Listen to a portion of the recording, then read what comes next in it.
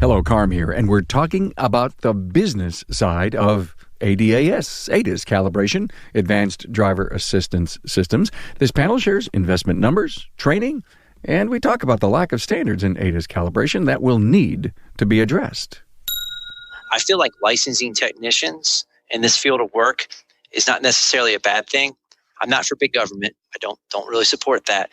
But myself, a victim of a car accident just recently, and that system had not been functioning correctly, I wouldn't be sitting here today talking to you.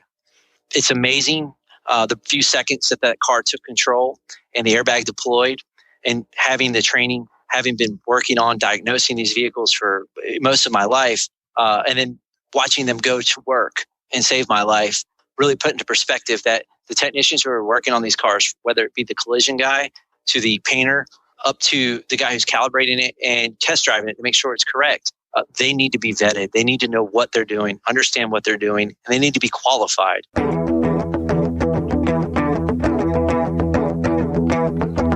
Welcome, automotive aftermarketers, to a Remarkable Results Radio Town Hall Academy. Listen to learn just one thing from today's episode on your journey to remarkable results.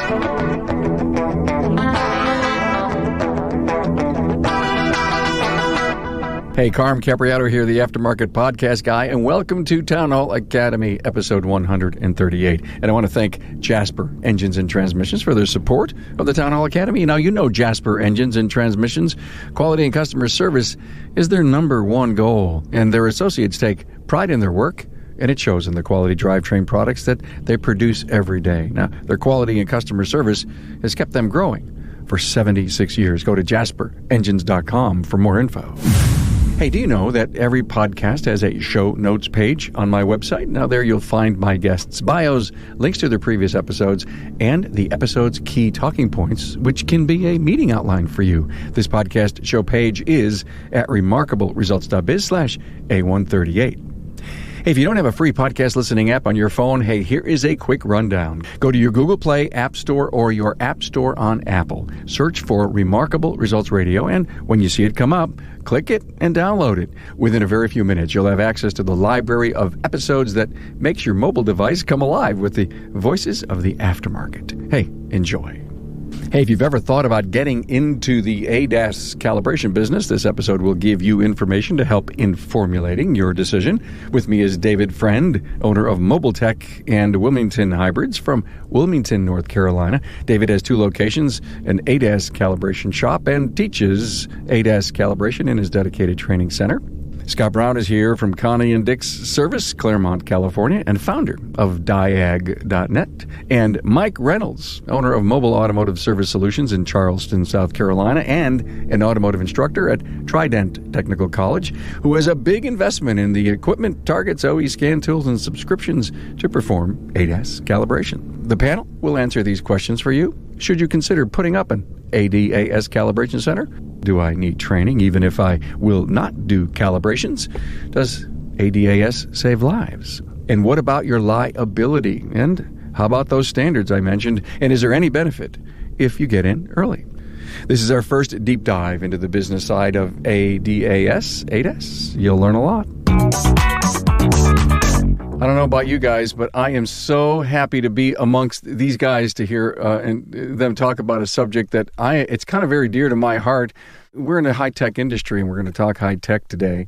And I've had a chance to sit in on two ADAS calibration seminars. Even though I'm not a wrench, I had a blast being part of a couple of seminars, and it just kind of shook my world to see what's going on out there, and again, the investment and the technology and the OE specs that you have to worry about. So the business of ADAS is what we titled this, and I'm really looking for, should we, could we, is there an ROI that brings, an investment like ADAS calibration equipment into a normalcy that we would normally look at, a lift or an alignment machine? Is there going to be enough work? Scott, I want to ask you the first question to get this started. Is the normal general repair shop going to be able to do ADAS calibration? Yeah, I think that a lot of shops are probably going to be disqualified from doing this if they don't have the space. Space requirements are the primary, and we learned that at Dave's shop a few months ago. But I do want to kind of emphasize that there could be a negative ROI if shops aren't staying up to date and understanding what challenges are coming through their bay, because they need to find a solution. If they're doing services that are affecting how these systems ultimately work and they're not doing the proper service, they could end up in a pickle down the road. So, like I went to an ADAS 3-hour, and then one day I think there was a whole day class, and I went in and out of it because I was doing some other things. Is ADAS training critical, even though I may not be doing ADAS calibration? Definitely, and Yes. so I would say that shops need to be aware of what's going on with the vehicle. I would also like to emphasize the consumer. Today, to get a driver's license, there's really no difference in that training. And these systems can cause quite a bit of distraction if they aren't experts in how they work. So I always try to tell technicians, hey, you should start to get familiar with the way these systems work, try to drive different vehicles, rent different vehicles, explore, have a deep understanding of how these systems behave and operate so that you can deliver proper service. David, you're out there teaching technicians, even though they may not be or create or work in an ADAS calibration center. It's got to be valuable that they learn this. It's imperative to think about how the cars have advanced in the last 4 years. Let's take advanced driver assist systems kind of to a step forward. It's not just an assistance of driving. I mean, it's a total control of the car. That's something I really try to drive home to these technicians, that they got to understand the SRS units integrated, the ECM, the TCM. I mean, you've got the entire powertrain integrated to these systems. A good example, the vehicle will auto steer itself to avoid. It's going to auto brake. So these technicians don't only have to have an understanding of how these safety systems are working, but they need to understand how they're integrated, and moving forward, how much of the car is going to be combined. I think we're going to look at, what we've coined in the industry as fusion with these vehicles, but it's going to be a total car package. So you can't just have a technician who understands how radar works. He also has to understand how an engine works, how brake systems work, how SRS systems work.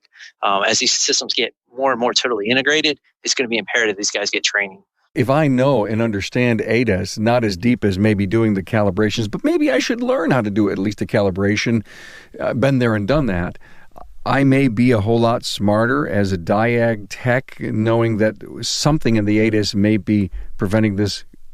Absolutely. I've seen systems, automatic emergency braking systems that were sent to other shops, and they thought that it was a brake system issue completely, and it ended up being the vehicle was in a collision, wasn't properly repaired, wasn't properly calibrated, used parts, things like that, and it was causing erratic operation. I think Scott actually experienced some issues that may have been diagnosed at the wrong shop as a steering concern, when it ended up being the car was doing what it was thinking it should have done, and it detected an object and was trying to steer him off the road. Can you share that story, Scott? I first thought I was being set up. I took one of my technicians. We flew 2,500 miles to the other side of the country, and we were encouraged by David and his crew to rent a high-feature vehicle. So, as we're walking through the parking lot at National, we spot a Nissan Altima, 2019 Altima. It's got everything on it. And so as we're driving along, we're feeling out how the system's operating. We're gaining some trust. And this vehicle, basically, when we were doing some autopilot type stuff, it was following traffic fine. And then there was a point where the traffic kind of sped up, we sped up, and then it slowed down, and the car did not recognize the traffic in front of us. Later, we found out that this vehicle had been in some sort of service incident. It bent the radar bracket back, so it was looking up in the sky, not looking straight ahead.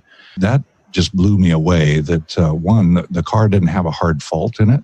Each key cycle allows the vehicle to kind of re-enable that system. It's crazy. I mean, to me, it tells me that even the manufacturers haven't got this system or these systems all integrated and looking at all the service impact items. And it's scary, but we as professionals need to stay on top of all of these things and increase our situational awareness so that we don't get caught with our pants down, so to speak. Well said. So here I'm in this ADAS calibration seminar, and we actually calibrated a Toyota's front radar.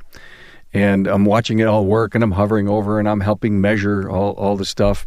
And then we moved the front cone, the receptor, 6 inches back. And we recalibrated the car, and it worked, and it calibrated it. So my question to you all is this. will it not perform correctly because we didn't have it in the right spot, or is there some forgiveness? One of the challenges that I think we all face as calibrators is how do we know that it is correct?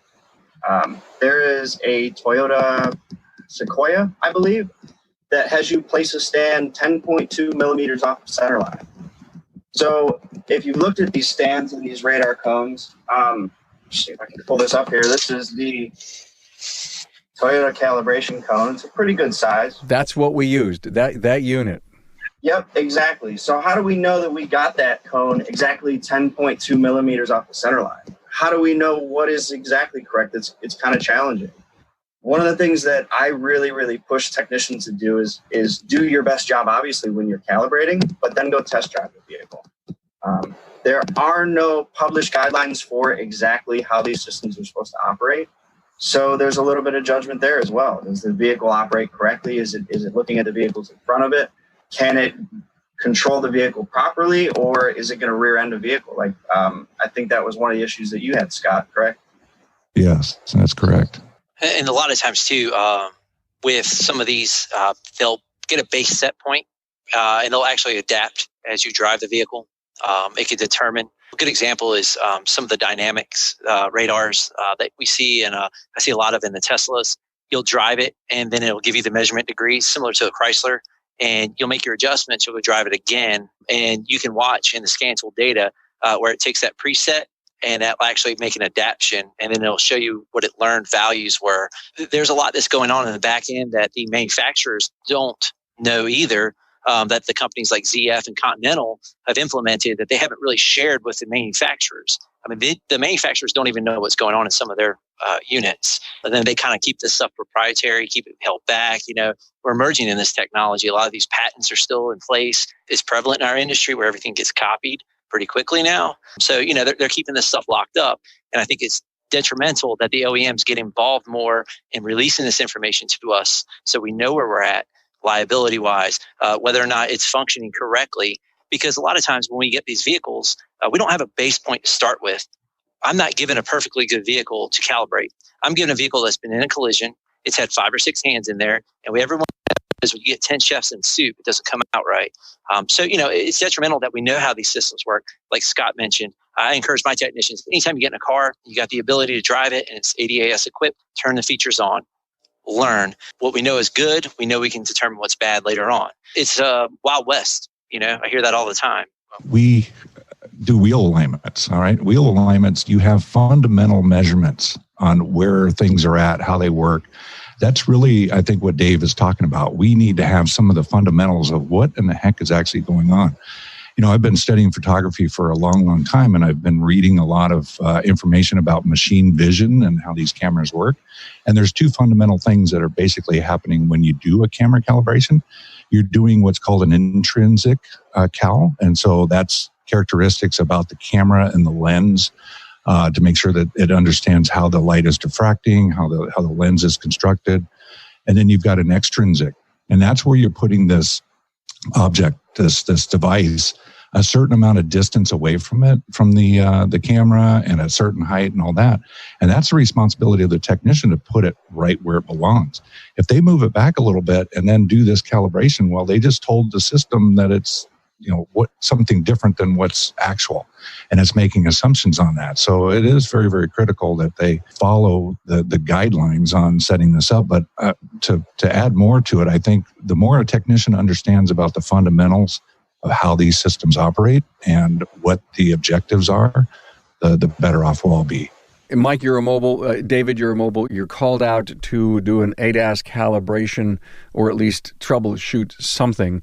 Is the environment that you need to go in always going to be perfect to allow you to do a calibration? No, absolutely not. And that is one of the bigger challenges with this.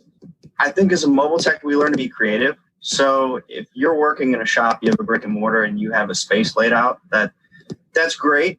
But if you don't have the space, there are some things you can do. You know, the biggest key to it is having flat floor space and level floor space. And once you have that, you can kind of get creative. If you're doing a blind spot, you can park the vehicle in a place that you have plenty of room One of the strategies that I use fairly often is if I'm going to shoot the radar, I'm going to try and shoot the radar out of a bay door. So I can open that door up and I can move whatever may be interfering with the calibration. But I think a lot of shops, they may struggle with that. And especially when you're doing it mobile on the collision side, a lot of these guys don't have a lot of space. Or if they do, the floors are busted up and there's not a good place to work. So absolutely, that's been a challenge for us. Okay, I have a building I own. Uniquely, I have my 6-bay place and another one down the road, and I'm not sure what I'm going to use it for. Do I need to be the first guy in town to consider ever doing this? Because the investment's pretty big. There shouldn't be a ton of these calibration centers because there's not enough work yet. And am I making sense? And my challenge is this going to be a very unique business model inside of our marketplaces? We're not going to see a ton of these places, are we? I don't think so. I think it's a business model that's not long-term. Wait a minute. That's the biggest thing you possibly said here right now. Stop the presses. Isn't this going to be self-calibration someday? Exactly. Dynamic. The reason why we have ADAS is the human error.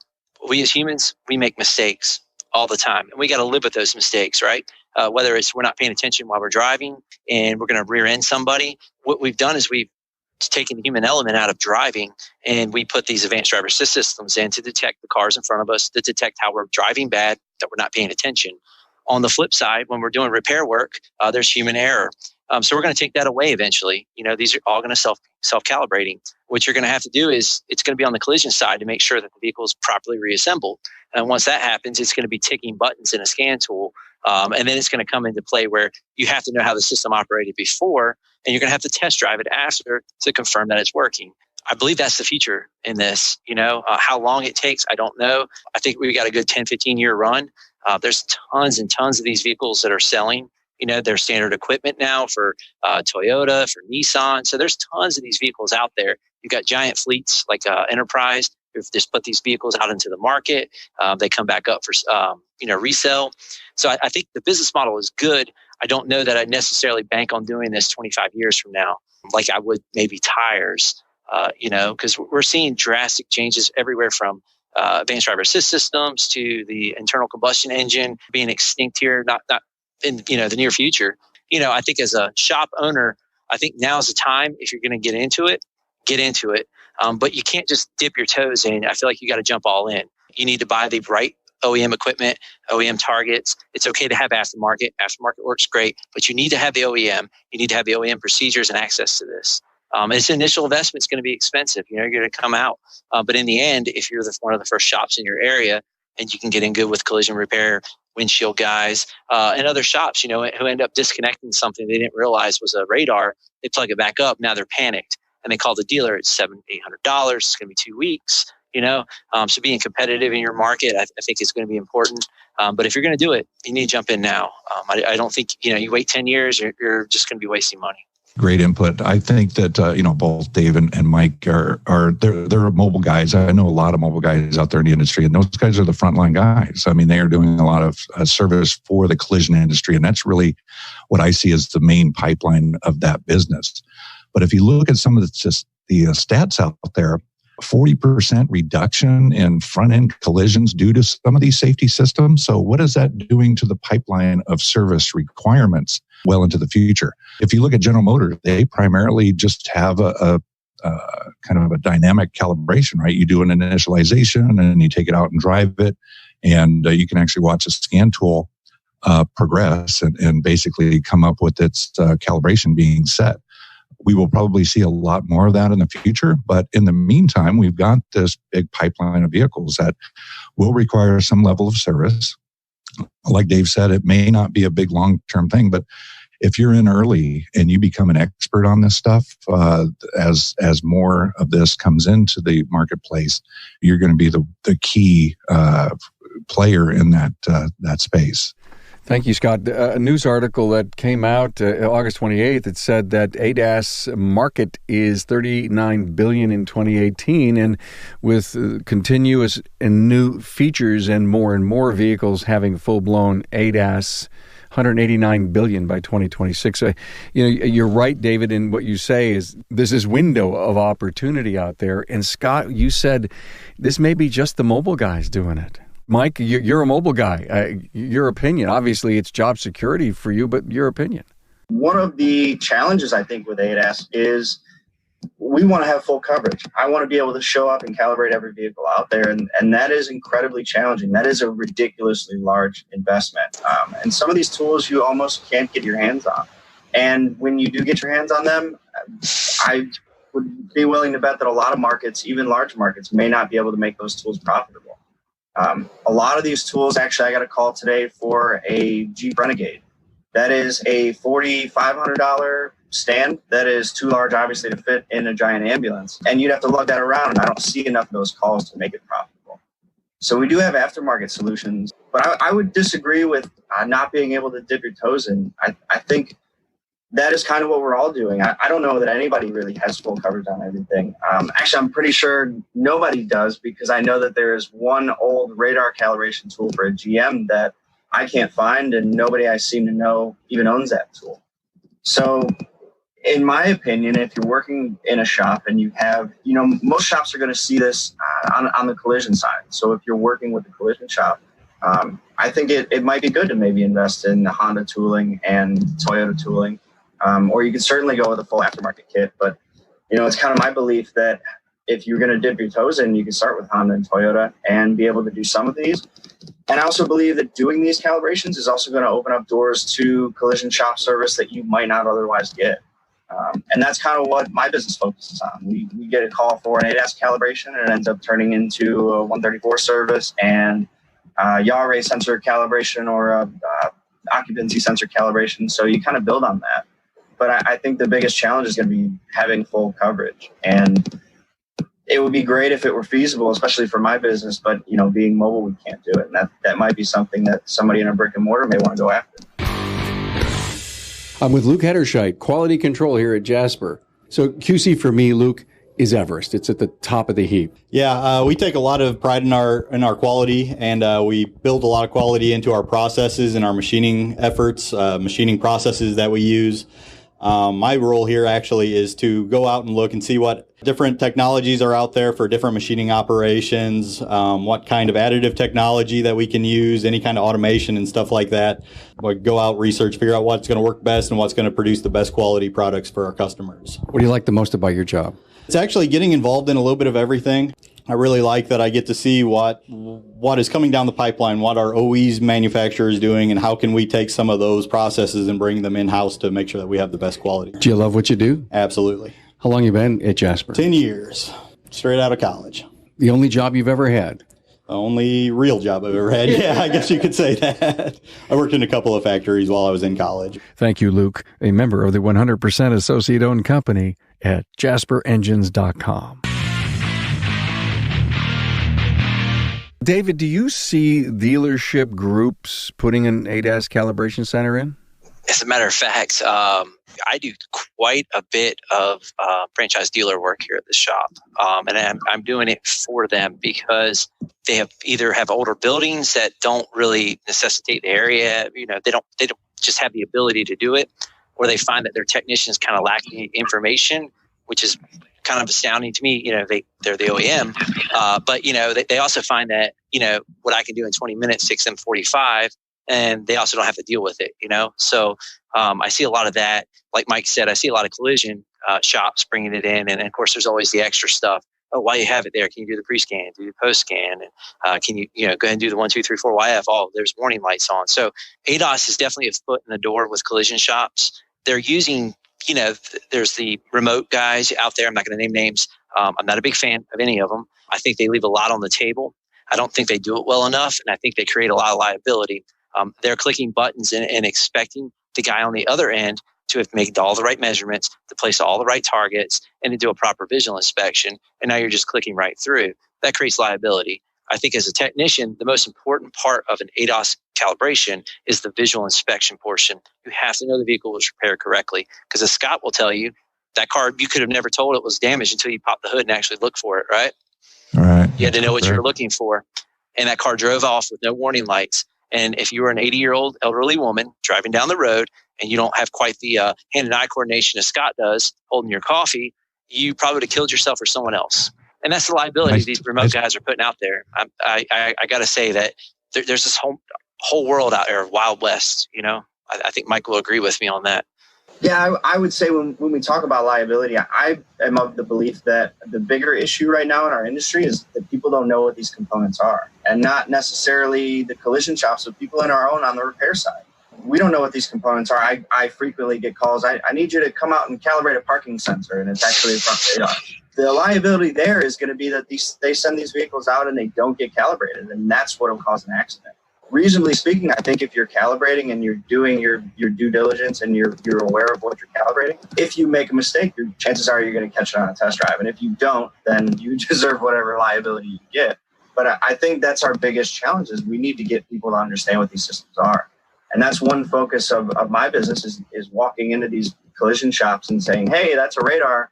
You see that thing hanging there? When you reinstall that, you need to put it back on, and here's why. Here's what can happen if you don't. And that has been incredibly challenging, believe it or not. You think it's simple, but our guys just don't quite get it. And that's what we really need to push for. I think the first lawsuit we hear is going to be somebody that just refused to calibrate, or not refused, but just didn't know any better. I think that's really what we're up against now. I run into it all the time, Mike. There's collision shops in my area that just don't get it. What's even worse are the windshield guys in my area who don't get it. There's a couple. They do get it. They bring the vehicles to me, or they take it to the dealer, or they start doing them themselves, But I had one guy, he does a very large dealership network here in North and South Carolina, his company. He told me they do maybe 10,000 windshields in a given time, and they don't calibrate. They don't recommend it. All these cars drive out. I just stood there in awe that this guy was okay with that, and he's going to kill somebody one day. Maybe not directly, but, that system's not going to function correctly. Guys, if the insurance company is paying for the windshield, let me assume, wouldn't they want to see on the invoice that the camera was back to normal and working right? As long as they bury their head in the sand deep enough, they don't care. I hate to say that, but, I'm not coming here to BS anybody. I'm going to give it to you straight. I've had insurance companies say, well, is the light on? No, it's not. Or, well, we're not doing anything. There's no code set. It doesn't need to be calibrated. I'm like, well, you're wrong. Service information says differently. Well, we're not going to pay for it. Tell the customer they have to pay for it out of pocket. So I tell the customer, and I say, you need to call your insurance company because it suck. And leave it at that. I'm not an attorney. I make sure I note my things. I make sure they sign off on it. And I drive it home to them. They need to call their insurance company. This needs to be done. That just described the wild, wild west to me. If a radar camera is removed and it's not calibrated and the vehicle's in an accident, the insurance company's not the one that gets sued. It's the repair shop that serviced that component. It's the glass guy. While I've heard that insurance companies are pushing for calibrations, I absolutely haven't seen them. But I also haven't gotten any pushback on calibration. If we say it needs calibrated, we just have to print it in service information. We don't typically use position statements. We look in the service info. We look at R&R procedure for the radar, and at the end of the procedure, it says it needs calibrated. We don't get any pushback, but we certainly aren't seeing the insurance companies giving any hassle to the body shops if they are not calibrating. I think it's a regional thing. I think it varies in markets. My experience in my market, it's terrible. Mike, I think you're in a better market for that. But I hear guys out in Northern California. I had a phone call yesterday from a gentleman in his calibration center out there. He was stressing to me that he wanted to develop some sort of pact all over the country where we get these insurance companies together every so often and just make sure that they understand, hey, this is how it is. This is what the OEMs recommend. This is what needs to be done on these certain repairs. The OEMs kind of made it sticky because you can look at certain years and they say the word required, and then sometimes they say recommended, and it'll be the exact same type radar, exact same type system, but that wording right there, if it's in that service information, they say, no, we're not going to do it. It has to say it has to be required. And I think that's an issue too. Again, I run into that more, I feel like, than most guys I know, but I know it's prevalent all over the country. One of the things I'd like to chime in on, I think the key word here that's missing, that I've been harping on for many, many years now, is standard, right? We don't really have a standard. And I think these systems are becoming more and more mission critical. and therefore are going to drive a standard. I know Mike and I were just at a meeting in Detroit a couple of weeks ago, first ever for ASE certification group, looking at the ADAS and trying to determine where do we need to go, as an industry. And I keep pushing towards how the vehicles are repaired, or how aircraft are repaired, right? So they are done to a specific standard. There's certain requirements for the repair, but also requirements for the technician, minimum standards on what their skill set is and what their knowledge is. And I think if we get everybody on board to understand how critical these are, we're all going to be able to work together and do the right thing. I'm scared of the things you guys are saying. I'm not surprised at some of the things you guys are saying. I'm worried about some of the things you guys are saying. And the whole thing, Scott just brought this up. Where's the standard? And how do we vet techs and get them certified? David, have you're doing all of this. You've got to have some kind of thought. Train. These guys need training. I don't know the answer. I know certain states require licensing for shops. I feel like licensing technicians in this field of work is not necessarily a bad thing. I'm not for big government. I don't really support that. But myself, a victim of a car accident just recently, and that system had not been functioning correctly, I wouldn't be sitting here today talking to you. It's amazing the few seconds that car took control and the airbag deployed, and having the training, having been working on diagnosing these vehicles for most of my life, and then watching them go to work and save my life, really put into perspective that the technicians who are working on these cars, whether it be the collision guy to the painter, up to the guy who's calibrating it and test driving it to make sure it's correct, they need to be vetted. They need to know what they're doing, understand what they're doing, and they need to be qualified, not just certified. Anyone can get certified. We need qualified guys.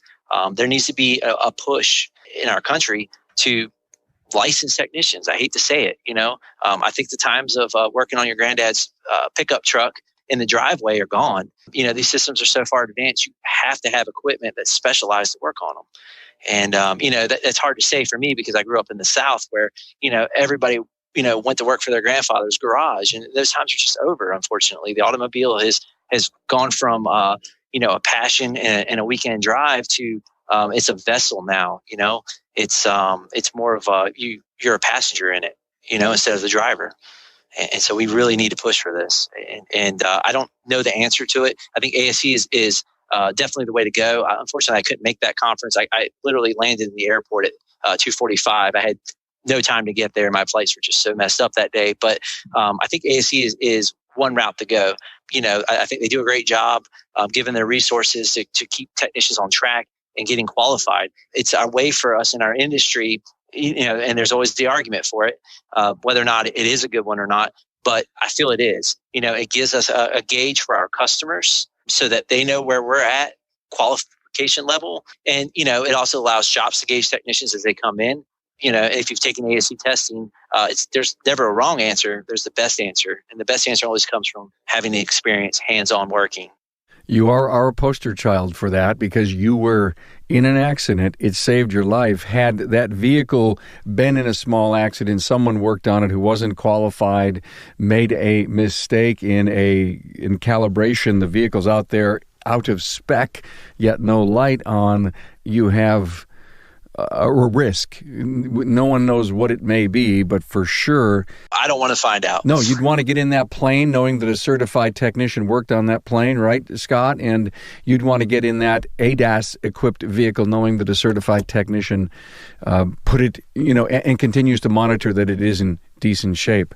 Wow, heavy stuff. Well, now it goes back to this whole thing, Scott, you brought it up earlier. Go buy a car today, and I've asked a few people about buying brand new cars. Yeah, they talked to me about this beautiful center stack, the infotainment system, and they sent me on my way. Years past, I remember buying a car, an hour and a half later, they were showing me all this stuff on the car. It's an opportunity, I believe, that we can hold some classes and say, here's some high-tech training for your high-tech car. And Scott, is anyone here doing that? I know that I see an opportunity. In fact, I'm interviewing customers all the time and asking them. A lot of them are clueless as to what these systems actually do. I had one guy tell me that he refuses to use his cruise control anymore, and I asked him why, and he says, well, there's too much traffic out on the road, and I'm always having to disengage it. And I go, well, the system is going to adapt to that traffic. And he said, it does, so owners do not typically read that owner's manual, which is has a ton of really valuable information. And I think that I had a recent conversation with a gentleman. His name is Dirk Fuchs from ZF, who's a trainer, and he's from Germany. And he was telling me that the drivers have to take 40 hours of training to get their driver's license. And a great deal of it now is covering these advanced driver assistance systems so that driver is like a pilot. They understand the system. They know they need to recognize when they're not behaving properly and when not to rely on them and what have you. We are missing that here. It's unfortunate. We also have the cars now where you don't have to do a parallel park. You pull the car up and you hit a button and the car parks itself. So, we're removing the skill set from the driver, but until the steering wheel and the brake pedals are gone, those drivers still need to have a good skill set. Any training going on, David, at your place? We have a session for ADAS coming up in November. I believe it's the 16th and 17th. I do still have availability in that class. Are you talking about technicians or the consumer?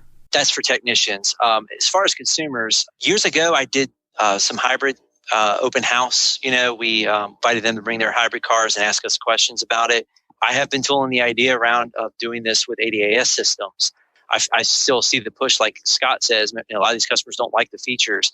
Things move slower down here. That's why I live here. I love the South, but there's not a lot of people who enjoy these systems around here. I hear it all the time. I keep it turned off. I had a customer came in one time after one of my technicians had test driven it. Of course, he had to activate everything to make sure it was working correctly. He left it on, and the customer called us up immediately. My car's beeping at me. It's vibrating. It's doing this. It's steering itself. I want my money back. Brought it back to the shop. I went out there. Explained to her how the system was working, and I turned it off for her. I do plan on doing it, but customer education is critical. They got to understand what they're driving. They got to understand how integrated the vehicle is. So many things going through my mind. Can I ask Mike a very personal question, and you don't have to answer this if you don't want? What do you think you have invested in ADAS calibration equipment? Well, if you are including factory scan tools, we're probably, I would guess, well over $75,000, give or take. But that's a lot of factory tooling and a lot of equipment. That's not really necessary. I think you can get into a couple manufacturers and spend considerable amount less. Some of the big and a lot of that expense is going to be subscriptions as well. It adds up quickly. But I would kind of dare to say that some of the OEM tooling is a lot less expensive than what I think a lot of people think it is. David, if I came to you and said, listen, I'm going to send my 3 techs down to training at your place, and I want to do an ADAS calibration center, can you set me all up? What would my investment be? Well, I would want to know your market first. You have to know your market before you start buying tooling equipment. To get into Toyota, Honda, Nissan, Ford, GM, and most of Chrysler, your initial cost with the factory scan tool, using a J2534 box, and with your subscriptions, you're going to be well under, $25,000. But then when you get into the Hyundai Kia side, it starts to rack up then. They've got some pretty expensive tooling. You get into Volkswagen, Audi, you're talking maybe $28,000. At last research, that. And what would a calibration cost? Is there a menu on that? If I was going to do a front radar, what would you charging me? $300, $400, $500? Where are we? Insurance kind of have some standard pricing. It seems like in certain markets. Here in my market, the price is different from for a collision warning or camera calibration to the radar calibration. We charge line by line. We're getting $250 for the cameras. We're getting $150, $185 for radar, blind spot monitoring, maybe $350. My market is driven by the dealerships here. And so, for me to be competitive, I've got to turn it around quicker, make sure it's right, obviously make sure it's safe. but I have to be competitive in the pricing. Otherwise, the insurance company is going to say, you know what, just take it to the dealer. We often ask that question in class as part of the discussion. We say, hey, so what are you guys charging? And, I know guys who can only get, 85 for a calibration in certain markets. Some guys are getting 500, 700. Right now, because there is no standard, I tell shops, charge as much as you can because you can set the standard in your market and you'll have the price locked up where it's profitable for you. Unfortunately, my market dealers drive the pricing. So thank you. Let's try to bring this to a conclusion. And here's a couple of my major takeaways. And I would love you all to give me your final word or challenge my thinking here. Number one, my takeaway is get your butt in a seat and get training, no matter if you're going to do ADAS calibration or not, because you've got to appreciate, know, respect the technology. Number two, be very, very careful that you're going to build an ADAS calibration center if the marketplace won't support it. And has anyone here done any paperwork, done any yellow page math on what an ROI could be depending on the population size and if there's any other ADAS calibration centers in town? And or if you were going to build a standalone one, how many mobiles are out there that really own a high piece of the market right now? Those are my hanging thoughts. If you guys can help me bring them down to a conclusion, I'd love it. I'll start with you, Scott. I think, and Dave just mentioned it at the very end of his statement there, is the standard, right? So if we begin down that path to the bottom, nobody's going to win, right? So understanding your market, but two, if you're going to let the market dictate your pricing and the rest of the players aren't really where they belong, you're going to lose. But what I would emphasize, like Dave said, training is key. Start looking at service information. I mean, go into AllData or Mitchell or whatever, and look at a brand new vehicle. Look at what's required. Do a search for camera. Look at the requirements. If you start pinning down all the steps that are required to do a calibration, and then to do a functional check after you're done to validate that you went through all those steps, you've clocked up a lot of time there. And again, you're going to have to document everything along the way so that you can say that you did it. And I always tell people, hey, look at how an airframe log is, or a powertrain log is on an aircraft. And they say that they did all these steps. They verified there was no open recalls and all that. Calibrations are all up to date. Everything's operating as designed at this time. So that's my recommendation. And things are always changing. So you have to be ready to adopt and improvise. One other thing I think that needs to be established here is that it's not just calibrating. There's a lot of diagnostic here because, like Dave said, you get a car that's been in a collision. Maybe they didn't put the wiring back together. The wiring's been chewed up or broken or what have you. Connectors have been tugged out of their terminals. You've got to be able to diagnose those things, because when it comes down to calibration, that part might be pretty easy, but to get everything working together, that's where the challenge is. Wonderful. Mike, you're next. I would definitely say for anybody interested in getting into calibrations, I definitely agree with David. I think now is the time. I will say my business focuses on collision shops. And when I started, I would dare to say that about 80% of the calibrations or vehicles that should have been calibrated weren't being calibrated. It's scary that what he just said, the number of vehicles that aren't calibrated. Are you kidding me? You mean there's hardware on the road today that's not calibrated, David? I see it all the time. I see erratic brake operation, phantom warning lights, comes on one day, not on the next. Systems disable themselves with no codes in it. You come to find out it's installed incorrectly. Had they attempted a calibration, they would have detected that it wasn't installed correctly. Good example, there's a windshield company here in North Carolina, not sure where they're located.